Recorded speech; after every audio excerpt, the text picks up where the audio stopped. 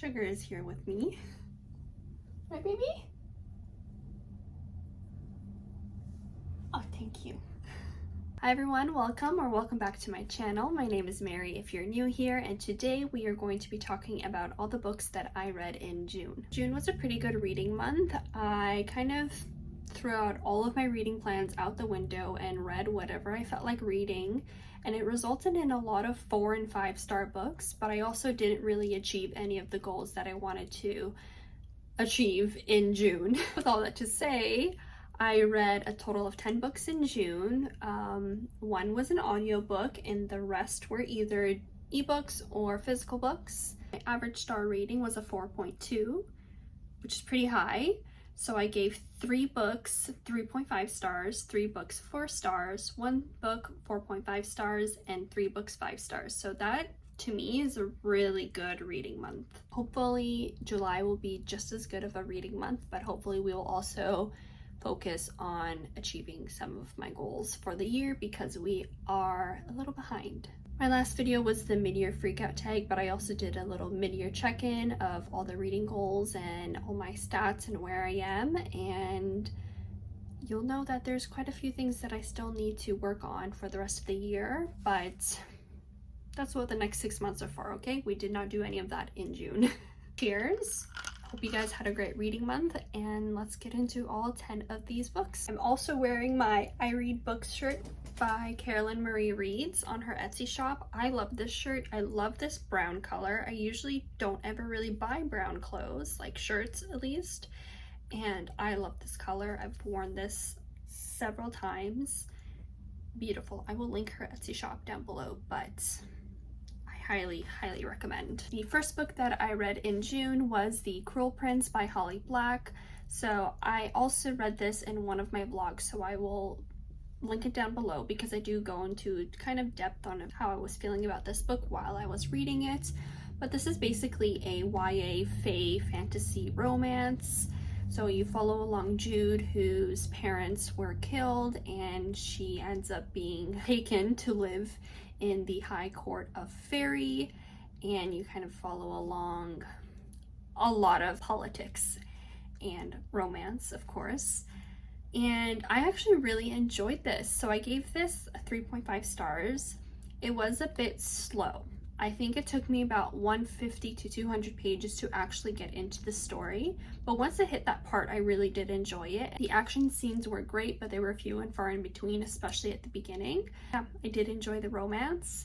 And Cardin, chef's kiss. I love that man, and I cannot wait to continue the series. The next book I read was Paris Hilton's memoir called Paris the Memoir. So I read this as an audiobook because I found out that she narrates it, so I was like, okay, if I'm going to read this, I have to listen to the audiobook because it is narrated by her. And I ended up giving this a 3.5 stars. I'm always weird about giving a star rating to memoirs, but this was good in many ways, and I guess it's not bad, but kind of boring in other ways. So it was definitely nothing that I expected it to be about. I did not know a lot about Paris Hilton's, I guess, childhood and teen years. I just knew she was like an icon, but I did not know about her being sent to the Provo Canyon School in Utah. And I've heard about those schools before, but yeah, listening to her experience was very heartbreaking. And then you get a mix of Paris Hilton just kind of trying to up the mood with her phrases and Barbie-like personality. So it was definitely a mix of funny moments and very sad moments. There was a lot of talk about ADHD, which she has. So she talks about a lot about being undiagnosed and how her ADHD, when it's untreated and undiagnosed, you know, she didn't understand why she was the way she was. And I don't have ADHD. I know people that have ADHD, but it was just so much that I couldn't relate to that it felt a little bit repetitive and at times a little boring and bleak for me. So overall, very fascinating. I'm always interested in hearing people's memoirs and just people's life stories because we all live such different lives, yet we all experience so many similar things and feelings. So it's very fascinating to me. Next, I read The Summer Girl by Elle Kennedy, and I got this as an arc through NetGalley.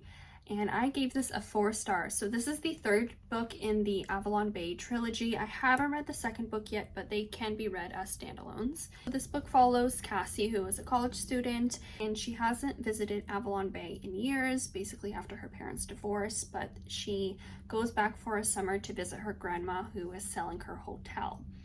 And so you kind of follow along her summer, and she's like very excited to have like her last summer, or like the summer of her dreams at Avalon Bay, and then enters in Tate. And yeah, it was really good. I really did enjoy it. I did read the first book, I think Good Girl Complex is what it's called. I think I gave that one a 3.5 stars. I definitely enjoyed the Summer Girl better. I really loved Cassie and Tate's relationship. They were like best friends and lovers, and they had such opposite lives and experiences and childhoods, and seeing kind of both the differences come together was really nice to see. And yeah, I just really liked the way that they handled all of their conflicts. Now, the third act conflict, not what I expected. Definitely a little out there. It was dealt with pretty well, but I mean, it was definitely kind of not what I expected, like at all. I was a little shook, but with all that to say, I think it was really good. I love the small town atmosphere feel to the story. The spice was there. It was spicing, but it didn't overpower the story, which I really appreciated. So yeah, I really like this one, and I think it is the perfect beach read for this summer. I think it comes out in July, so I will put the release date here, but yeah, I do suggest it. So I've got quite a few romances back to back, but the next book I read was Reckless by Elsie Silver. And I mean, so this is the fourth book in the Chestnut Springs series, which I have been obsessed with this year. And I gave this book a 5 stars. I gave all of them 5 stars, so it's not really a surprise to anyone, but I didn't know what to expect going into this book because the main female character is Winter, who I didn't really like her that much when she was in Summer's story. She's Summer's sister or half-sister, but definitely a misunderstood character in the series, and she definitely had a redemption arc in this book, and I fell in love. And then enters Theo Silva, who is a bull rider and perfection. They really balanced each other very well. Their relationship was so amazing, and I loved seeing them like grow and trust each other more throughout the story. And the accidental pregnancy trope was wonderful in this book. I usually hate that trope, but Elsie Silver really does it well. So fantastic, and the spice was spicy. That's all I have to say. The next book I read was Fourth Wing by Rebecca Yarros, which has been all over the internet and has taken the internet for a storm. What a fantastic book. So I gave this book 5 stars, just like many other people on planet Earth. I don't know if I need to even explain what this is about because it's been everywhere. But yeah, I really loved this book, and although it is like 6-star tier for me, there are quite a few things that weren't perfect about this book by all means. The world building was decent. It is more of like a YA beginner fantasy world building, and the writing in many parts was kind of rough. Like, I feel like some of the phrases or the wording that was used was not fitting the vibe or what the scene was trying to convey. And some parts were reading more YA, and then other parts were reading more adult fantasy. So this new adult romance fantasy is kind of weird for me. I would have rather it be one or the other, but I do see a lot of potential in this series. This is the author's first fantasy, so I could see why there's some kind of mishaps and not, you know, it's not perfect by all means, but it is wonderful nonetheless, and I cannot wait for Iron Flame to come out. I am pre-ordering it. The beginning was a bit slow, but once it got good, it was good all the way through. The last like 150 pages is absolutely insane, and my jaw was like to the floor the whole last like third of this book. Xaden is like the fire flame emoji. Fantastic character, loved him to bits, and the ending is chef's kiss to die for. like, what an ending. Next book I read was Yours Truly by Abby Jimenez, and I gave this a 4 stars. So this is the second book in the Part of Your World duology. I was so excited for this book because I loved Part of Your World. I gave that a 5 stars. That was one of my favorite romances of last year and favorite books of last year. But this one fell a little short for me. I did really enjoy it, but what really was kind of the one thing that ruined the book for me and that knocked the 1 star off was Brianna and her tendency to basically self-sabotage the relationship and her nagging. It was a lot. You know, when things are like repeated once, twice, 3 times, it's okay. But when it, you know, it centers around the whole story and it continues up until the end, it gets pretty annoying. I loved Jacob. He was everything as a male main character, and he was so much fun because he was a very anxious male main character, and that is not common in romances. Usually the men are like the very strong kind of hero, and the female is the one that has like all the issues. But they both had their own issues and baggage to deal with, and they really supported each other throughout the story. But yeah, Brianna's just, her self-sabotaging was just a little bit too much that it ended up making this become a 4-star book for me. The next book I read was Practice Makes Perfect by Sarah Adams, and I gave this a 5 flippin' stars. So this was kind of the opposite situation as Yours Truly. So this is also the second book in, I think it's a duology, but it sounds like there might be more coming out within the series, which will be exciting. I'm so for it if there will be more books in this world. But the first book was When in Rome, which I read earlier this year, and I did enjoy it, but I think I gave it a 3.5 stars. And this book, which is the second book, was so good. So I loved that the POV was from Annie, who is the youngest sister in that family. I just related to her so much because I'm also the youngest sister in my family, and there are a lot of things that I understood and related to her character. And then Will is such a hunk. I loved him as the male main character and the love interest. I loved their relationship. I just loved seeing them both grow to trust each other and depend on each other, and it was just such a fantastic progression of their relationship, and the spice was spicy. I enjoyed it. It didn't take away from the story, but there was a lot of it, and it was great. Only kind of qualm I have with the story, but I didn't make it affect my star rating, was that in the beginning Annie's like language and the way she talked was very childish and annoying, but it did get better throughout the story, and it kind of, you know, went away, and I didn't think about it after maybe the first like 50 pages, maybe less. But yeah, the beginning was a little bit annoying. Next book I read was Unfortunately Yours by Tessa Bailey. So this is the second book in the Vine Mess duology, I think, or Vine Mess, what is it called? Something like that. So it's the second book in that duology. The way I feel about this book is similar to the way I felt about Practice Makes Perfect. So this is the second book, and I enjoyed it a lot more than the first book, which I have here, Secretly Yours. So I enjoyed this one a lot more. I gave this a 4 stars. So it is basically a strangers/friends to enemies to lovers, with also the marriage of convenience trope, which I think was done very, very well. And it follows Natalie Voss, who is the sister of Julian from book 1. And the male main character is August, who is a retired Navy SEAL turned vineyard owner. So I loved seeing their relationship grow. Again, this is a kind of a story where there's 2 characters that have quite a lot of baggage to work through, but they learn to help each other throughout it rather than being alone and pitying themselves. And they worked really well together. I really did enjoy them. I enjoyed their story, and the spice was spice, and that's all I gotta say. This is one of Tessa Bailey's better books for sure. Definitely not as good as It Happened One Summer, but it is pretty good. And I don't know, Tessa Bailey's kind of an auto-buy author for me at this point. I always enjoy her books.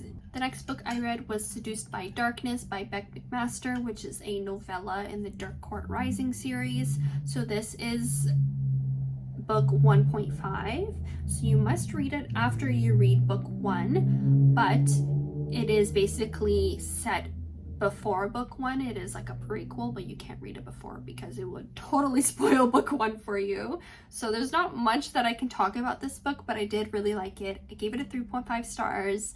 I like that it gives more perspective and more world building to the story. It kind of brings more information to the relationship, and yeah, I really liked it. Now I have 2 books left in the series, so I'm excited to continue. So the past like 4-ish books I read because after I did my series video, I was like, I need to start reading some of these series, so I kind of knocked off all of the romance duologies or trilogies, so I'm working through those. And so all of these were a part of that. I'm excited to continue in the Dark Court Rising series. It's a fae, oh I didn't mention, but it is a fae fantasy romance. Yeah, I like it. And I haven't heard much about it, like at all. There's not a lot of ratings on Goodreads for this series, and I do enjoy it. It is kind of very like ACOTAR vibes. Different world altogether for sure, but it is kind of that same type of tropes and storyline. The last book that I read this month, I actually just finished this morning, and it is The Stranger by Albert Camus. So I'm still wrapping my head around this book. It is a small but mighty book. So this book, there's only 123 pages, at least in my edition. And this story, you basically follow this man who is a very typical man, and you follow along him basically murdering someone and what happens before, during, and after. And there's so many topics that are discussed throughout this book. You know, the purpose of life, what it means to be dying. There's topics around God and the afterlife, justice in terms of humanity giving justice versus the supernatural world giving justice. It was thought-provoking to say the least. I still have a lot of thoughts and things to work through after reading this book, but I think I'm going to be giving it a 4.5 stars, if not maybe 5. But yeah, wow. The writing is interesting. So in the story is separated between part 1 and part 2. So part 1, the writing is very plain. The sentences are very short and to the point. And then in part 2, the writing is more, I wouldn't say like poetic, but there's more to it. And there's a noticeable difference. And I think that is definitely for a reason. But yeah, this book had a lot to ponder. It is so short yet so fulfilling. I finished this within 2 days. And yeah, the writing was also superb. There are so many lines in here that I was just sitting here reading, and I was just like, wow. I wrote so many times in this book. I wrote here, wow. This is on page 59, right before part 2. And the sentence was, and it was like knocking 4 quick times on the door of unhappiness. Which is crazy. Talks a lot about morality. It kind of gives a good depiction of what someone on death row feels like. But yet this man, he kind of talks like he has no sense of feeling. There are a lot of mental health conditions where people don't feel emotions and don't feel guilty for what they do, or don't understand why people feel all these emotions when they feel nothing. So yeah, a really interesting book for sure, and definitely one that I will most likely return to. But yeah, I really enjoyed this one. So those were all the books that I read in June. Overall, a great month. I have no complaints. definitely should be focusing on some of my reading goals, but that's okay. We have next month to do that. And yeah, so I have some exciting videos coming ahead, hopefully, if all plans go well. But I'm excited for the next month of videos, and so I hope you guys are too. And I hope all of my fellow Canadians have a great long weekend this weekend, as it's Canada Day and it's also 4th of July. So I guess also happy 4th of July to all of those in the US. Hope you guys all stay safe out there, especially the ones in Ontario, as we're dealing with all these fires. The air quality is not very great, but we will have to make the best of it. Let me know what you guys read in the month of June, and I will see you guys in my next video. Happy reading. Bye.